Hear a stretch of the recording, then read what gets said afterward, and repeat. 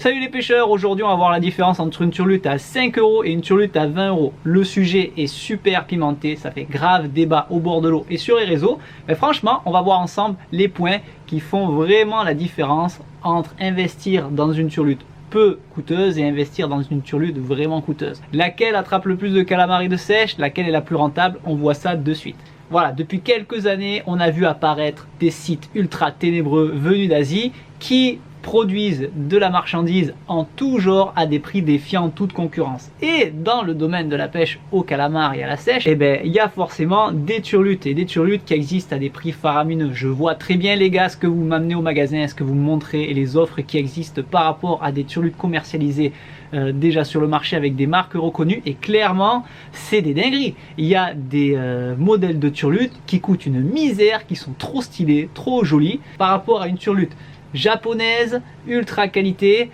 créée par des pêcheurs pour des pêcheurs. On a en face des produits qui sont tout simplement copiés. Qu'est-ce que ça vaut vraiment au bord de l'eau? C'est quoi qui fait la différence entre une turlute de site obscur et une turlute d'une marque officielle japonaise? Pour commencer, c'est clairement la qualité des éléments, et ça on peut pas se le nier. Vous avez des turlutes qui sont vraiment pas chères, super méga abordables, et vous avez des turlutes qui sont plus élevées au niveau du prix. C'est quoi qui fait la différence du prix? Déjà, ok, on va se le dire, c'est le marketing. Forcément, les marques qui sont connues et reconnues, vous allez mettre un peu d'argent dans la marque. Mais la marque, prends l'exemple de Yamashita, c'est une entreprise qui est spécialisée dans la pêche des céphalopodes. C'est une entreprise qui travaille avec des pêcheurs pour des pêcheurs. Ce qu'ils étudient et les produits qui sortent, c'est fait avec des mecs qui pensent pêche, qui étudient la pêche du calamar toute l'année, et ce depuis plusieurs années. C'est vraiment des personnes ultra méga qualifiées qui sont vraiment des gros connaisseurs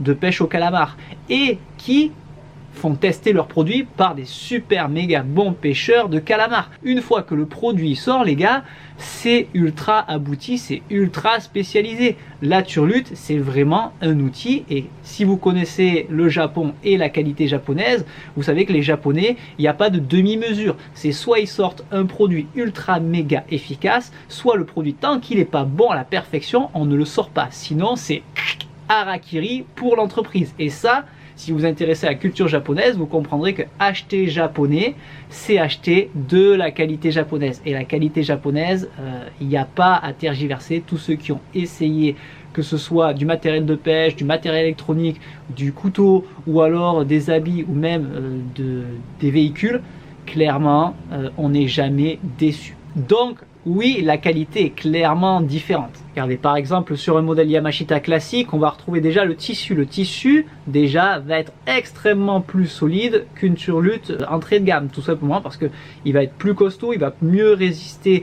au bec, donc le tissu va s'abîmer beaucoup moins vite. Le plomb également, le plomb est plus travaillé, il a vraiment une forme qui fait que quand on jette la turlute se jette plus loin, la descente va être différente, ça va vraiment avoir une nage spécifique. La qualité du plomb, quand ça va taper sur les rochers, franchement, j'ai des turlutes qui ont 6 ans, elles ont vraiment tapé fort sur les rochers, le plomb est toujours en place, il a un peu absorbé, mais il ne s'est pas déformé, et il s'est encore moins retiré de la turlute. Et pareil pour le panier est ultra méga piquant, et j'ai des turlutes qui ont 8 ans maintenant, et le panier continue à piquer, je continue à faire des calamars avec. Franchement, ultra méga qualité, et surtout les paniers ne s'enlèvent pas ou ne disparaissent pas dès qu'on accroche un caillou ou un poulpe un peu fort. C'est du costaud, c'est du piquant, c'est vraiment un piège à céphalopodes. Et bien sûr, on va avoir des technologies vraiment propres à chaque marque, et ça, c'est un peu ce qui fait souvent la différence. Et on va avoir des couleurs qui sont méga travaillées par des mecs qui sont spécialisés dans la pêche aux céphalopodes. Donc ces mecs là, ils savent qu'au coucher du soleil,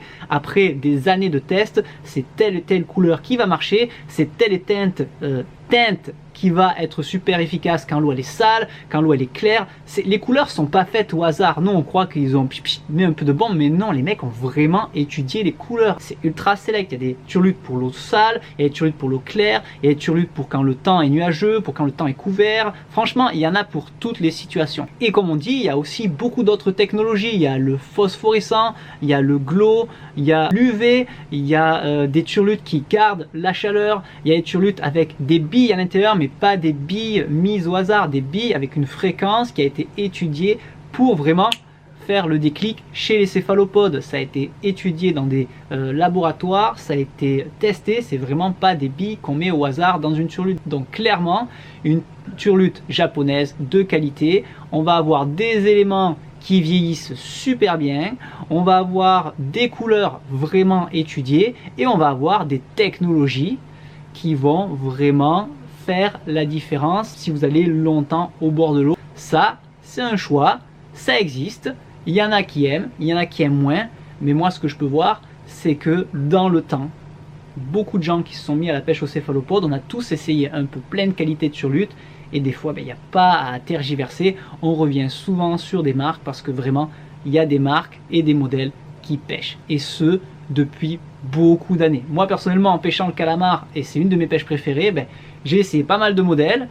Tous les modèles, j'ai quand même pêché avec, mais il y a des modèles, chaque année je ressors, chaque année c'est valeur sûre, chaque année ça pique. Et s'il y a du vent, ça se lance loin, ça coule de la bonne manière, je sens vraiment le fond. Quand j'accroche, il y a le panier qui se barre pas toutes les 5 minutes, le tissu s'ouvre pas en 2 secondes, vraiment que des avantages. Un produit de qualité pour une prestation de qualité. Mais il a toujours aussi existé les turlutes vachement abordables, et plus que jamais maintenant avec les sites ténébreux asiatiques, il y a des turlutes qui sont vraiment juste splendides, incroyables, à des prix défiant absolument toute concurrence. Voilà, vous êtes chez vous dans les toilettes, vous commandez, il n'y a même pas de frais de port, vous la recevez le lendemain. Même moi, quand vous les amenez au magasin, des fois j'ai du mal à voir de loin la différence entre l'original et la copie. Pareil, sur ces turlutes là, qu'est-ce qui va faire vraiment la différence par rapport à une turlute de marque reconnue style japonaise? C'est tout simplement la qualité des éléments, les gars. Là on parle pas d'efficacité, on parle de qualité d'éléments. Regardez, là je vous montre un modèle que j'ai en magasin, je l'ai à peine ouvert, il est sorti de l'emballage. Déjà on voit que au niveau design, les mecs se sont pas trop foulés, voilà, c'est vraiment ultra basique. Mais surtout, regardez, j'ai déjà perdu un œil sur ce modèle, et je vous montre sur un autre modèle de la gamme. Voilà, le modèle est neuf, le tissu est déjà en train de s'ouvrir. Franchement, le truc, je l'ai à peine mis en rayon, il est déjà cassé. C'est pas cool. Ok, c'est pas cher, mais le but c'est quand même que j'ai quelque chose qui ressemble à une turlute, et que quand je vais jeter au bord de l'eau, il n'y ait pas tous les éléments qui se barrent toutes les 5 minutes. C'est pas forcément des gros problèmes de suite, puisque le tissu, je peux le recoller sans problème avec de la super glue. L'œil, je peux en retrouver un, mais l'œil n'est pas forcément phosphorescent, alors que sur des modèles déjà existants, les yeux sont phosphorescents. Et ça, il y a des jours, ça fait clairement la différence. Pareil, au niveau du panier. Les turlutes pas chères, le panier rouille beaucoup plus vite. Et vous faites une session, le panier est déjà rouillé. Le panier s'émousse vachement vite, il pique pas forcément super bien.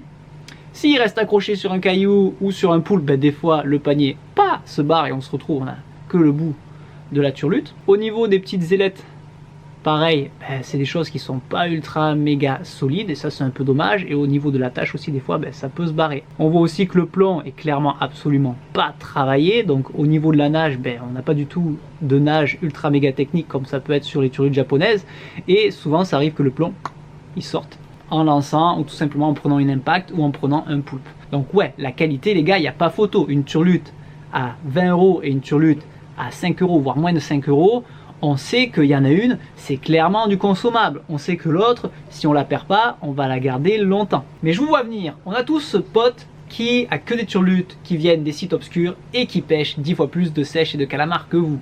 Parce que oui, c'est turlute. Même si la qualité des éléments n'est pas bonne, il y a des jours où il y a des couleurs qui sont super, méga efficaces. C'est un truc de fou. Et ça a toujours été un peu le cas dans le monde du céphalopode. Des fois, on a des couleurs qui sont extraordinaires, des trucs qui sont trop belles. Et la sèche ou le calamar, ils vont prendre la turlute que vous avez trouvée sur les rochers, qui est complètement fanée, qui ressemble à rien. Mais c'est ça qu'il veut. Donc un vrai pêcheur, il va utiliser ce qui marche. Et oui, ces turlutes, même si elles ne sont pas avec des éléments de qualité, il y a des jours où ça va cartonner. Donc oui. Mais ce qu'on voit et ce qu'on repère dans le temps, et c'est un bilan qu'on fait maintenant depuis beaucoup d'années, je crois plus de 12 ans, concernant la pêche au calamar, puisque c'est il y a plus de 12 ans que les gens ont vraiment commencé à pêcher avec les turlutes japonaises qui bougent dans tous les sens, qu'il faut animer. C'est qu'il y a beaucoup de gens qui rentrent au magasin et me disent ouais Mathieu, j'arrive pas à faire de sèche ou de calamar, je comprends pas. Est-ce que tu peux regarder un peu mon sac de turlutes, est-ce qu'elles sont bonnes, est-ce qu'elles sont pas bonnes? Et effectivement, souvent ils ont des turlutes qui sont vraiment un peu entrée de gamme. Et le souci avec les turlutes entrée de gamme, en fait, c'est que déjà ça nage pas bien. Alors ok, si on met un plomb, boum, ça tombe au fond, on racle le fond. Pour la sèche et le poulpe ou le calamar, ça peut le faire. Autant pour les gens qui visent vraiment le calamar et la sèche à certains endroits, la qualité de nage de la turlute, c'est vraiment ce qui fait la différence. Et les spécialistes de la pêche aux céphalopodes savent que c'est vraiment une histoire de présentation et de nage. Si on a une turlute qui n'est pas ultra méga performante, la nage s'en ressent. Et autant il y a des jours, lancer, ramener, même si la turlute elle nage comme une brique, ça va marcher. Sur le long terme, les gens qui visent vraiment le calamar, ça fait vraiment la diff. Parce que calamar, on le prend entre deux eaux beaucoup et ça prend des proies beaucoup qui nagent un peu. Et les turlutes qui partent un peu dans tous les sens ou vraiment ont une nage planante, ça fait la différence. Et ces gens-là, on le voit, ils viennent avec des turlutes qui sont pas ultra méga sophistiquées. Ils nous prennent des turlutes un peu plus sophistiquées, un fil un peu plus fin, une présentation un peu plus fine. Et là, direct, ils ont des résultats. Pourquoi? Parce qu'ils utilisent des produits de qualité faits par des pêcheurs de céphalopodes pour des pêcheurs de céphalopodes. Sur le long terme, la turlute de qualité, à mon humble avis, et je dis pas ça parce que j'ai un magasin de pêche, je dis ça parce que je pêche depuis pas mal d'années aux turlutes japonaises qu'on anime, et clairement, les turlutes de qualité, je les jette plus loin s'il y a du vent, elles coulent mieux, je les sens mieux dans la ligne. Quand j'anime, ça répond de suite. Le panier, il vieillit bien, le tissu, il vieillit super bien et j'ai des couleurs qui marchent chaque année super méga bien. Tel temps, telle couleur, ça marche. Tel temps, telle couleur, ça marche. Ce modèle, ça fait 6 ans, 8 ans qu'il fonctionne et qu'il est toujours aussi bon. Et ça, gage de qualité. Quand je vais à la pêche, j'ai pas envie de me prendre la tête, je veux un truc qui marche, qui fonctionne et qui fasse face aux conditions. Par contre, si j'ai un endroit où je laisse de la turlute à bloc parce qu'il y a bloc de fil et à bloc de cailloux et que vraiment dans le spot les céphalopodes ils sont pas forcément ultra difficiles, oui j'ai des turlutes vraiment pas chères que si je la laisse au fond, ben, ça m'embête moins. Et il y a des jours ça suffit amplement. Ma belle turlute japonaise, j'ai pas envie de l'escamper dans un filet ou dans un endroit où il y a des cailloux. Donc oui, les turlutes pas chères ça marche, et oui les turlutes plus chères marchent aussi. Il y a des jours où les turlutes plus chères vont faire la différence grâce aux technologies qui est à l'intérieur. Mais il y a des jours où la turlute pas chère, elle va très bien marcher aussi. Donc faut pas se priver des deux, je pense. Mais faut pas dénigrer. Voilà, les chers, ils n'ont pas le droit de dire que la turlute pas chère ça vaut rien. Et la turlute pas chère, ils n'ont pas le droit de dire que la turlute chère c'est stupide non plus. Par contre, oui, il y a un choix de consommation derrière. Acheter une turlute sur un site obscur et pas soutenir les marques où il y a des mecs qui se creusent la tête et qui sont au bord de l'eau en train d'essayer toute l'année pour créer un beau produit, ou soutenir une entreprise qui fait juste du copier-coller et vole un peu tout le travail des autres, ben ça, clairement, on peut choisir de soutenir un camp ou un autre. C'est un choix de consommateur, on ne va pas l'influencer, même si nous, vous savez très bien ce qu'on pense au paradis du pêcheur. Turlute chère, turlute pas chère, qu'est-ce que vous préférez? Quelle différence vous y trouvez? Est-ce que vous avez des modèles favoris que vous lâcheriez pour rien au monde, et ce, peu importe le prix? On est curieux de le savoir dans les commentaires. En tout cas, c'était cool, une nouvelle vidéo, il y en a d'autres qui arrivent, et on vous souhaite une excellente saison pour la pêche des calamars. D'ailleurs, ceci dit en passant, on va peut-être faire un concours en fin d'année pour la pêche des calamars. Donc restez connectés, on a peut-être un truc vraiment sympa au paradis pêcheur qui vous attend.